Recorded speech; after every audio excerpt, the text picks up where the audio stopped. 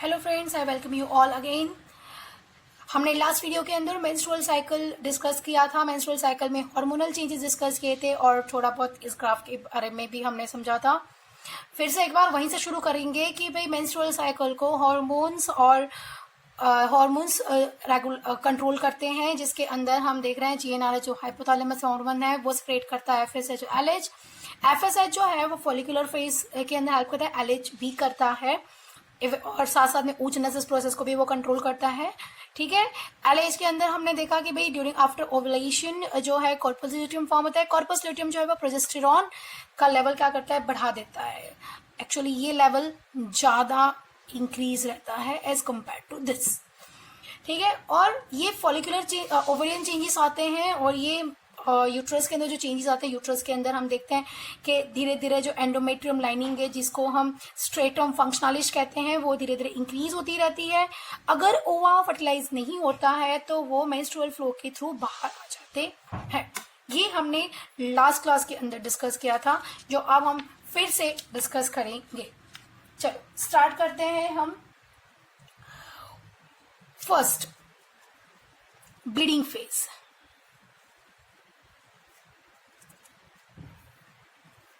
Okay, bleeding phase के दौरान सबसे पहले यूट्रिन चेंजेस क्या है?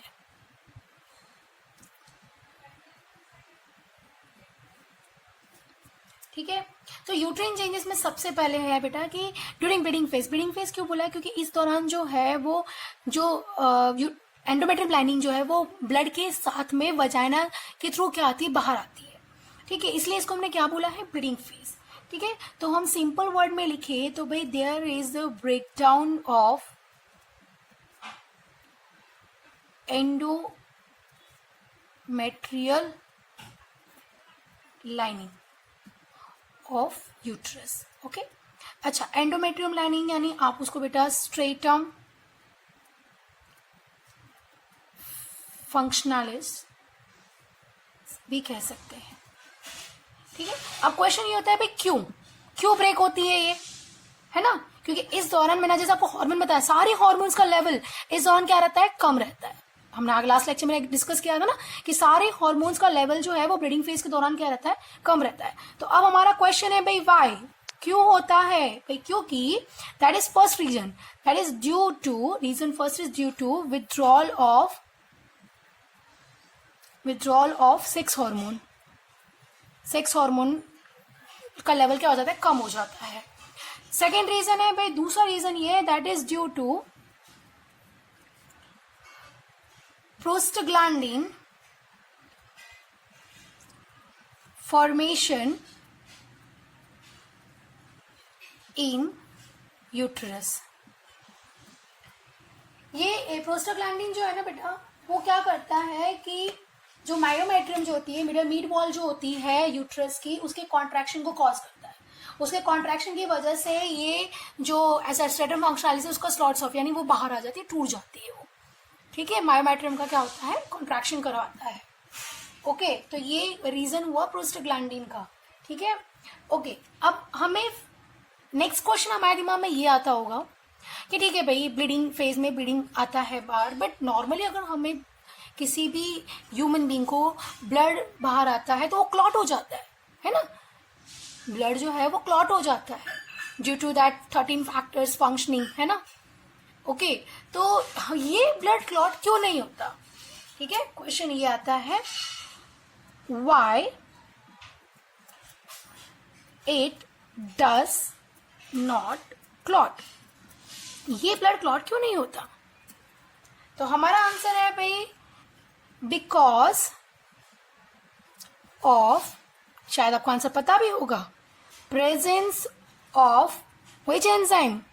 सब कौन सा एंजाइम हमें चाहिए? फाइब्रस बना देता है ना, क्लॉटिंग का एंड फेज क्या है, फाइब्रस फॉर्म कर देता है ना, फाइबर को फॉर्म बना देता है जिसकी वजह से ब्लड क्लॉट हो जाता है। तो हमें क्या करना है, फाइबर को लाइज करना है। तो सिंपल उससे हमको याद रहेगा दैट इज फाइब्रिनोलाइटिक एंजाइम।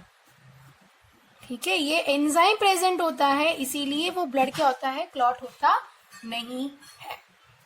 डन, समझ में आ गया इतना आपको?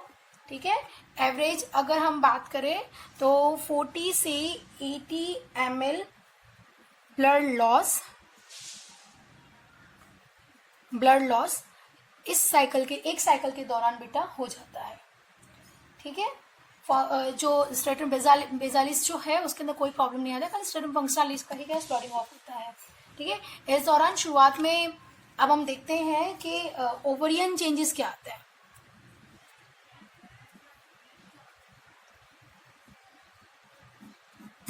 ठीक है, ओवरियन चेंज क्या आता है। डन, चलो ओवरियन चेंज में ऐसा है कि शुरुआत में तो क्या हुआ है, वो जो कॉर्पस ल्यूटियम है ना, क्योंकि कॉर्पस ल्यूटियम हम जानते हैं अगर ओवा फर्टिलाइज नहीं हुआ है तो वो कॉर्पस ल्यूटियम धीरे धीरे उसको क्या हो जाना है, डीजनरेट हो जाना है। ठीक है, तो जैसे वो डीजनरेट होता है वैसे ही प्रोजेस्टेरोन का लेवल क्या हो जाता है, कम होने लगता है ना। ओके, क्योंकि प्रोजेस्टेरोन रहेगा तो वो तो इसको मेंटेन करके रहता है, ये तो टूटने नहीं देगा प्रोजेस्टेरोन तो। ठीक है, तो इसका मतलब ये हुआ भी ओवरियन चेंज में सबसे पहले तो क्या हुआ होगा, सबसे पहले तो कॉर्पस ल्यूटियम क्या हो रहा होगा, डीजनरेट हो रहा होगा। चलो लिखते हैं, that is complete degeneration of corpus luteum. ठीक है, okay, and degenerated corpus luteum को हम क्या बोलते हैं बेटा, कॉर्पस अल्बिकन्स। ठीक है, आपने डायग्राम में देखा ही होगा कि मैंने लास्ट में यहाँ पे फॉर्म भी करवाया है, कॉर्पस अल्बिकन्स। ठीक है, ओके, जो डीजनरेट आपको दिख भी रहा है डायग्राम के हिसाब से। ठीक है, डीजनरेट हो रहा है वो कॉर्पस। ठीक है, और जैसे ये फेज धीरे धीरे आगे बढ़ता है, ठीक है, क्या होता है, प्राइमोरियल फॉलिकल्स का जो डेवलपमेंट है वो एक तरफ क्या हो जाता है, शुरू हो जाता है। That is 6 to 12 primary follicles are stimulated, वो स्टिम्युलेट हो जाती हैं। ठीक है, और स्टार्ट करती हैं and start formation of secondary follicles. ये हुआ ब्लीडिंग फेज के और बारे में। ब्लीडिंग फेज में कॉर्पस ल्यूटियम डीजनरेट हुआ और फॉलिकल्स धीरे धीरे बननी शुरू हो गई और यहाँ पे एंडोमेट्रियम लाइनिंग टूट गई। हम बेसिक तो यही है। ओके, आगे बढ़ते हैं नेक्स्ट फेज की ओर। नेक्स्ट फेज है हमारा सेकेंड। कौन सा फेज है सेकेंड, यस, फॉलिक्यूलर फेज, या याद है लास्ट लेक्चर के अंदर फॉलिकुलर फेज या प्रोलिफरेटिव फेज, या प्रोलिफरेटिव फेज या oestrogenic phase. Yes, oestrogenic phase या क्या था, प्री ओव्यूलेटरी फेज। ठीक है ना बेटा, ओके, तो सबसे पहले हम देखेंगे भाई यूटेरिन चेंजेस क्या आता है। ठीक है, यूटेरिन चेंजेस में अब भाई यहां पे जो है वो ब्लीडिंग क्या हो गया, स्टॉप हो गया है। ब्लीडिंग क्या हो गया बेटा, स्टॉप हो गया है। और जो एंडोमेट्रियम है, ठीक है, उनका फॉर्मेशन शुरू होता है। ठीक है, फॉर्मेशन ऑफ स्ट्रेटम फंक्शनलिस, या आप उसको बोलो एंडोमेट्रियम लाइनिंग का फॉर्मेशन क्या हो जाता है, शुरू हो जाता है, एंड एंडोमेट्रियम लाइनिंग।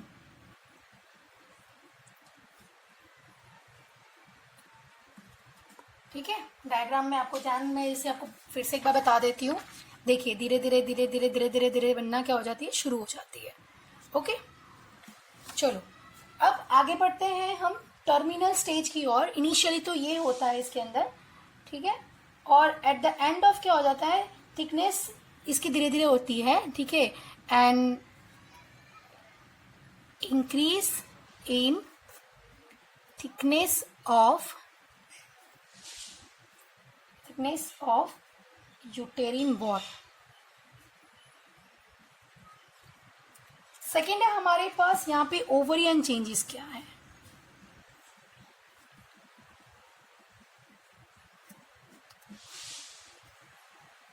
पता ही होगा बेटा, अभी जैसा आपको मैं डिस्कस कर ही रही हूँ कि यहाँ पे जो सेकेंडरी फॉलिकल्स हैं, वो अब आगे डेवलप होंगे बेटा टर्सरी फॉलिकल्स में। टर्सरी फॉलिकल्स देन डेवलप होंगी मैच्योर फॉलिकल्स पे। और हमें पता है मैच्योर फॉलिकल क्या है बेटा, ग्राफियन फॉलिकल्स।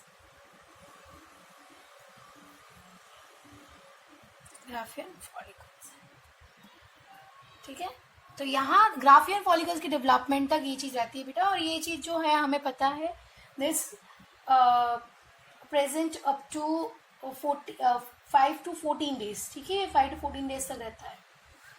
लास्ट फेज है हमारे पास, third phase, that is luteal phase, या उसको क्या बोल सकते हैं हम, बताइए आप लोग। Progestogenic phase, progesteronic phase, post ovulatory phase. ठीक है, और ये आफ्टर 14 होता है। ओके, चलो इसमें क्या होगा, अगेन हम स्टार्ट करते हैं सबसे पहले यूटरिन चेंजेस क्या होंगे।